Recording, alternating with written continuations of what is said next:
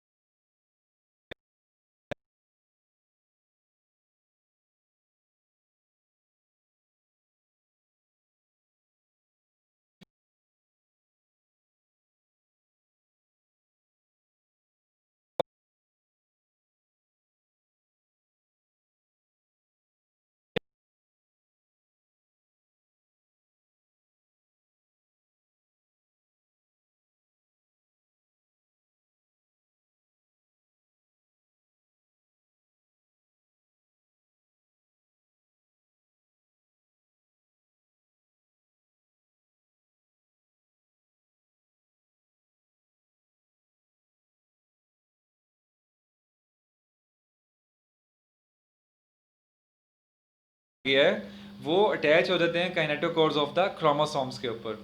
To kinetochore fibres from opposite poles attach with each chromosome, ठीक है, और एक क्रोमोसोम से अटैच होने के लिए दोनों पोल्स से काइनेटोकोर फाइबर्स आते हैं। Okay, chromosomes arrange themselves along the equator of cell forming a metaphase plate.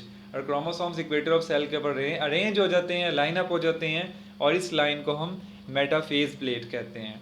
Now anaphase, when a kinetochore spindle fiber connects with the kinetochore of chromosomes, it starts to pull toward the originating centrosome. अब जब ये kinetochore spindle fibre ने पकड़ ही लिया है chromosome को, तो वो क्रोमोसोम के जो दो पार्ट्स हैं, जो दो सिस्टर क्रोमेटिड्स हैं, उनको वो अपनी अपनी तरफ पोल्स की तरफ खींचते हैं। The pulling force divides the chromosomes sister chromatids and they separate. इस तरह से क्रोमोसोम्स में से सिस्टर क्रोमेटिड्स सेपरेट हो जाते हैं। These sister chromatids are now sister chromosomes and they are pulled apart toward their respective centrosomes. The other spindle fibers are also elongate.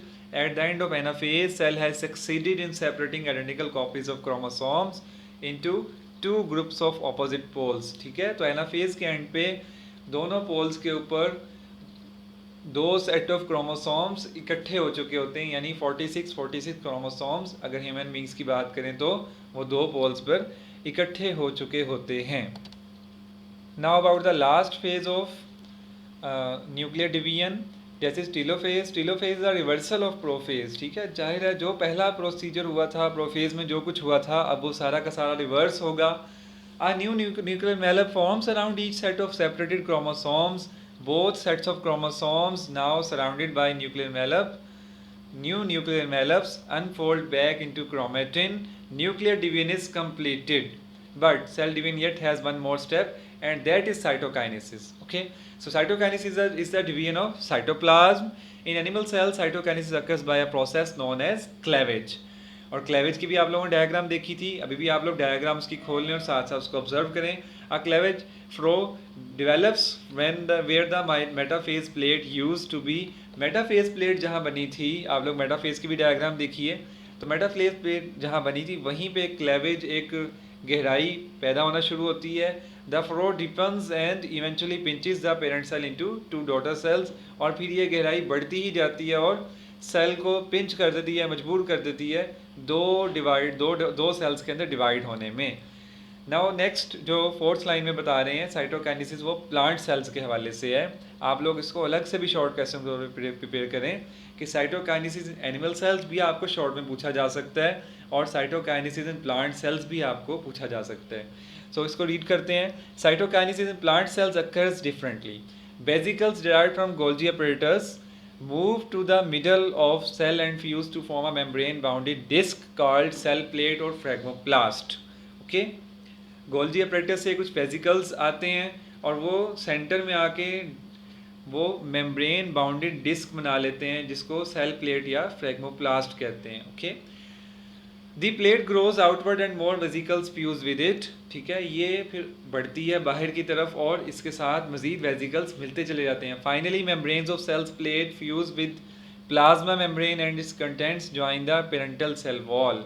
ठीक है, यहाँ तक के फैलते फैलते ये प्लाज्मा मेम्ब्रेन यानी सेल मेम्ब्रेन के भी कंटेंट्स को हासिल करती है, सेल प्लेट और पेरेंटल सेल वॉल को ज्वाइन कर लेती है, यानी सेल वॉल से दोनों किनारों से मिल जाती है। The result is two daughter cells each with bounded with by its own plasma membrane. और इस तरह से प्लाज्मा मेम्ब्रेन का कंटेंट तो ये हासिल कर चुके होते हैं, अब ये अपनी नई प्लाज्मा मेम्ब्रेन बना के दो अलग सेल्स जो हैं वो ओरिजिनेट हो जाते हैं। इसके बाद हम आते हैं सिग्निफिकेंस ऑफ माइटोसिस के टॉपिक में। तो सिग्निफिकेंस ऑफ माइटोसिस में सबसे इंपॉर्टेंट बात जो मैंने आपको बताई थी कि मेंटेनेंस ऑफ क्रोमोसोमल सेट, ठीक है, यानी जेनेटिक इन्फॉर्मेशन को सेव रखना और फिर उतने ही क्रोमोसोम्स की यानी नंबर ऑफ क्रोमोसोम्स को चेंज किए बगैर न्यू सेल्स के अंदर मुंतकिल करना। तो ये सबसे बड़ी जो अहमियत है, इंपॉर्टेंस है माइटोसिस की, वो है। ठीक है, अब इसमें फर्स्ट पॉइंट हमने देखा डिवेलपमेंट एंड ग्रोथ।